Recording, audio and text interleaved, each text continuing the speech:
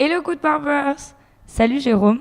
Donc aujourd'hui, Jérôme va répondre à plusieurs questions récurrentes que vous nous posez tous à propos du processus de compilation de votre application. Donc la première question que je vais te poser aujourd'hui, Jérôme, c'est donc nos utilisateurs se demandent quand ils ont testé la version HTML5 de leur application, comment font-ils après pour tester les versions natives? Alors, pour tester les versions natives, il faut compiler son application au moins une fois. Ouais. Donc ça s'effectue dans le menu Publication, Soumission. On choisit la plateforme, Android ou iPhone. Et on suit le processus, on va jusqu'au bout. Et à l'issue de ce processus, on va pouvoir faire la première compilation. Et ensuite tester l'application sur son téléphone. Ok. La deuxième question, donc certains utilisateurs essayent d'installer la version de test pour l'application iOS sur leur téléphone et ça ne fonctionne pas. Pourquoi?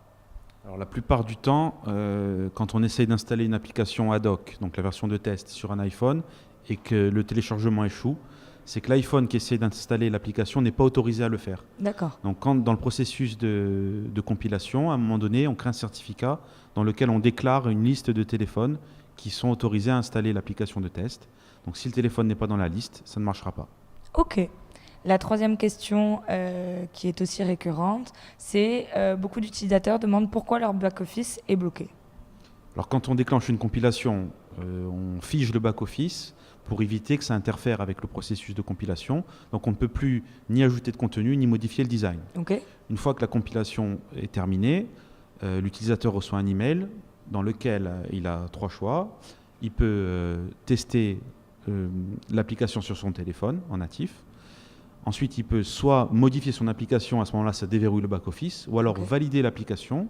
Et là, ça fige, le back-office reste figé jusqu'à ce que l'application soit publiée sur les stores. Ok. Et la dernière question, c'est quelle est l'option Good Barber à 50 euros? Alors, l'option Good Barber à 50 euros, c'est une option qui, si vous la souscrivez, en fait, va nous déclencher un mail. À partir de ce mail, on va créer l'application pour vous, donc l'application iOS et l'application Android. Donc on paye une fois pour les deux plateformes. Donc on va la construire, on va vous avertir par mail quand elle est construite pour que vous puissiez la tester. Et si vous la validez, on va la publier dans les stores à votre place. Et pour le faire, on utilise vos comptes développeurs chez Apple et chez Android. Ok. Je te remercie pour toutes ces réponses. J'espère que ça vous aura aidé et je vous dis à la semaine prochaine. Bye!